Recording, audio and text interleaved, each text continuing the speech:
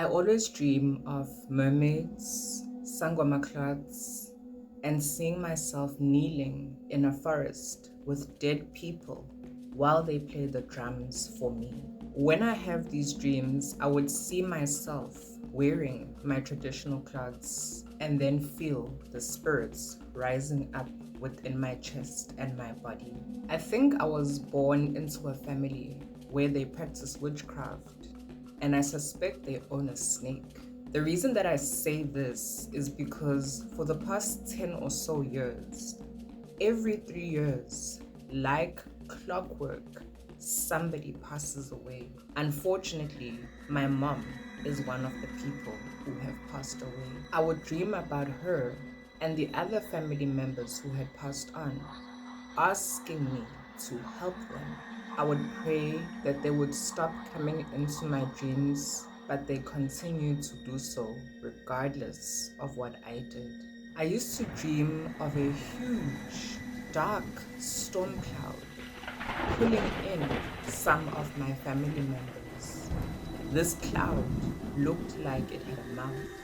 I would pray so hard and so often that my cousin would tell me that I need to stop doing that because the cloud needs to eat. My grandmother would also tell me that I'm being forward.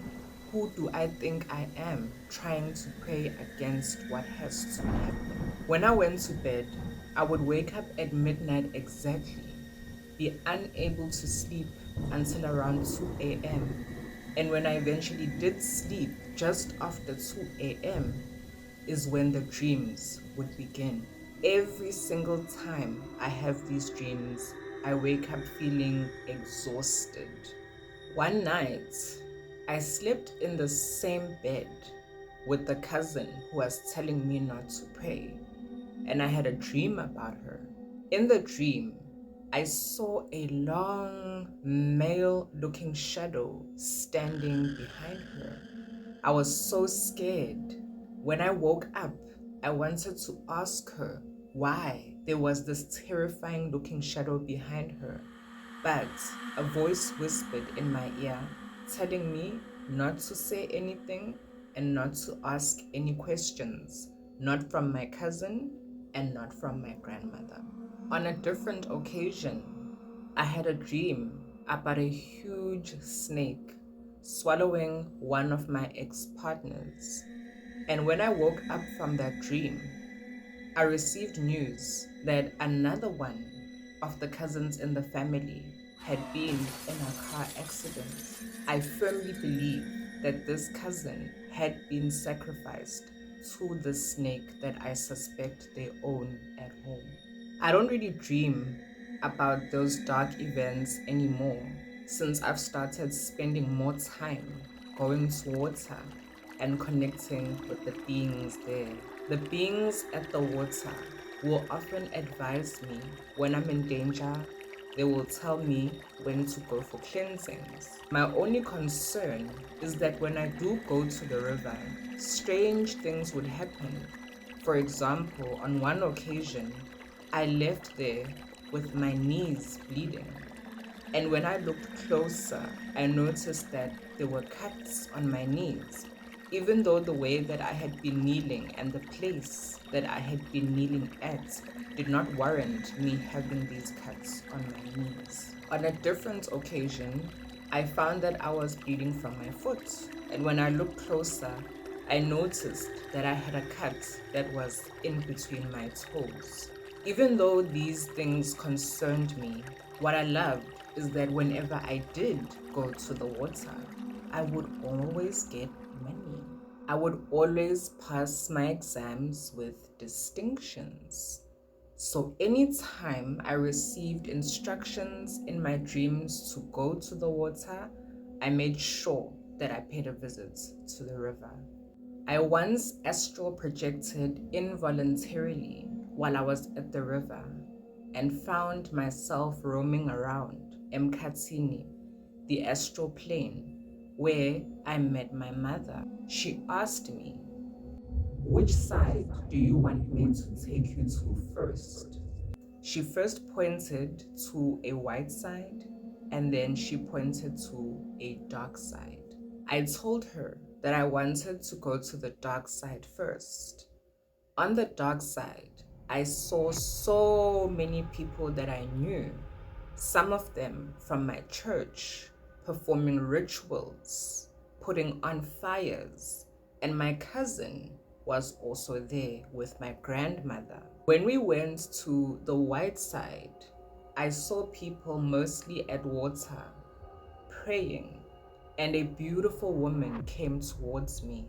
My mom instructed this woman to take me home, and she said that I should go with her because she is my wife. I too am a woman, and so I held her hand and she dropped me off. And when I woke up, I felt very calm and peaceful in my bed. The viewer who submitted this story is very clearly a medium. Uyangoma, she dreams about herself a lot with people who have transitioned, and when they're playing drums for you, they are usually showing you the method by which you are able to invoke and evoke them. Hence, when they play the drums for you in the dream, you would feel your spirits raising up in your body, umbilin, because you are able to communicate with people who have transitioned, as well as people who are in the astral and the ancestral realm. You are able to see things, spiritual activities that are going on here on earth. More specifically, in your instance, what's going on with your family. My goodness gracious. When your family member or anyone has a problem with you praying or upahla or doing anything that is intended to raise your vibration, you know that there's a problem there. Where there's smoke, there is always fire. This is where having an ancestral calling can often be dangerous. I usually say it's a very fine line between having an ancestral calling and being possessed, having access to the astral plane and being in a blood pact. What I suspect has happened in this instance is your grandma also had an ancestral calling. However, what had happened was when she met the neutral beings, the beings that you meet at water are usually neutral. You decide what it is that you do with the power that they give you. So, for example, in your instance, they showed you, hey, we can give you money, we can make you pass at school. There's going to come a time, you're still young now, there's going to come a time where when you go to water, they're going to say, hey, we can do more for you than that. And I suspect that's what happened with your grandma. So please be careful. When you are leaving the water bleeding, they are indicating to you that they want some of your blood. Usually you would go uyogcaba, and that's how you enter into a blood pact with these beings. So you need to be careful as to what exactly they are asking for in exchange for this.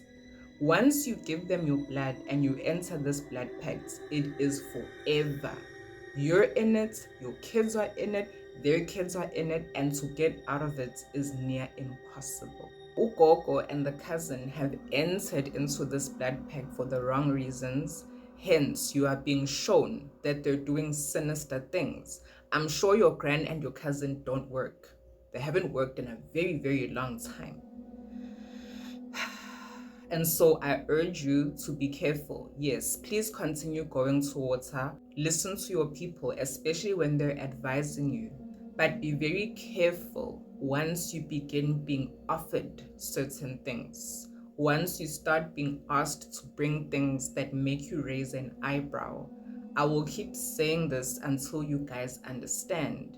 Whether it's angels, whether it's mermaids, whether it's serpents, whether it's sky gods, deities, orishas, luas, they are good ones, they are neutral ones, they are bad ones. It's often very difficult to discern between the different types because of how they present themselves.